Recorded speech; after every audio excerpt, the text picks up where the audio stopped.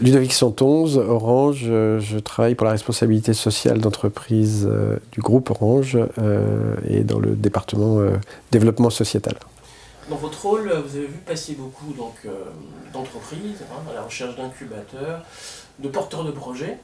Et donc, quelque part, vous avez une mémoire, une expérience qui peut être enrichissante pour les entrepreneurs sur le continent. Est-ce que vous avez 3-4 renseignements à leur donner s'ils veulent se lancer aujourd'hui, s'ils ont des projets et qu'ils veulent aller voir des incubateurs, par exemple, ou trouver des partenariats? D'accord. En fait, je vais commencer par faire un petit peu de publicité pour ce qu'on fait et ce qu'on essaye de faire et ce qu'on a fait depuis un certain temps. On a développé un site web qui s'appelle Entrepreneur Club. Je crois que c'est entrepreneurclub.com, qui justement adresse ce sujet-là et qui va permettre et qui va aider des entrepreneurs africains quel que soit le stade où ils en sont, au stade de l'idée, au stade du je monte mon entreprise ou au stade je cherche à me financer, à me développer.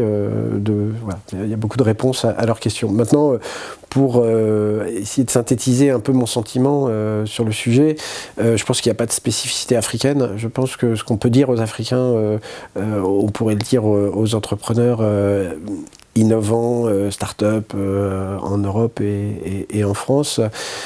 C'est à peu près le même discours.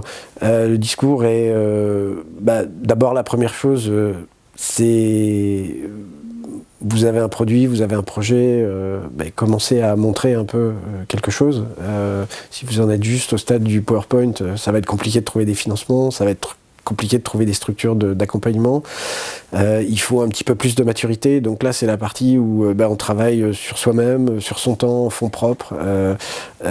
C'est compliqué, mais là, c'est la partie un peu difficile du projet. À partir du moment où on commence à avoir un premier produit, il faut faire la preuve du marché. Il faut des clients. Ça, c'est vraiment... et c'est ça qui, vraiment, vous permettra de montrer, de faire la preuve que ce que vous faites attire, a un sens, qu'il y a un marché qui peut s'ouvrir sur ces sujets-là. Parce que souvent, les startups ouvrent des nouveaux marchés, des nouveaux besoins. Voilà. Et puis, le dernier point, qui me paraît un peu d'ordre général, ne pas s'isoler, rencontrer un maximum de gens. La richesse des gens est proportionnelle à leur entropie et à la façon dont ils bougent. Alors ça ne veut pas dire qu'il faut que vous couriez le monde, mais au moins dans votre ville, dans votre quartier, dans votre écosystème, il faut que vous sortiez de chez vous, il faut que vous voyiez un maximum de gens, il faut que vous confrontiez votre idée à un maximum d'autres entrepreneurs, il faut que vous alliez voir des structures d'accompagnement, il faut que vous postuliez à des concours, il faut que vous... il faut vraiment sortir de son ordinateur, de son idée, de son petit cercle, et ça c'est une clé de succès importante, et c'est un conseil qu'on peut donner à tous les gens qui veulent se lancer dans ces domaines. Donc on voit aussi en ce moment une grande effervescence autour justement du concours, d'appel à projets sur l'entrepreneuriat innovant. Donc vous voyez passer ces différents événements, ces différents concours. Qu'est-ce que vous avez à en dire? Est-ce qu'il y en a qui vous ont marqué, certains que vous fréquentez, de ceux dont vous avez été à l'origine? Enfin bon, votre sentiment par rapport à ce mouvement?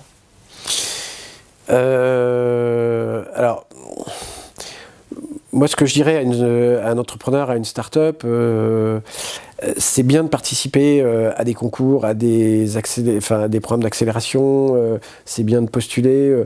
Il y a un revers quand même à cette médaille, c'est que j'ai vu des bêtes à concours et on se fait tous cette remarque-là, c'est-à-dire il y a des entrepreneurs qui gagnent beaucoup de concours, qui sont présents un peu partout et qu'on cite tout le temps en exemple et qui sont interrogés par la presse et lorsqu'on regarde derrière, il n'y a pas grand-chose. Ils ont un beau concept, ils ont une belle idée, ils savent bien la présenter, ils sont bankable en termes d'image, mais derrière il n'y a pas grand-chose. Donc ça c'est vraiment le risque.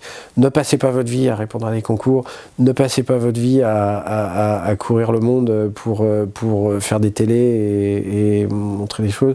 Ce qui est important, c'est ce qui est tangible, c'est ce que vous faites vraiment, c'est le service que vous développez, les clients que vous adressez, les impacts que vous générez à la fin de la journée, c'est ça qui va être vraiment important. Parce que les gens qui sont très hype sur ces sujets-là, ils peuvent le rester 1, 2, 3 ans maximum et ils disparaissent après. Donc ce qui est vraiment important, c'est voilà, concentrez-vous sur votre projet, faites-le avancer.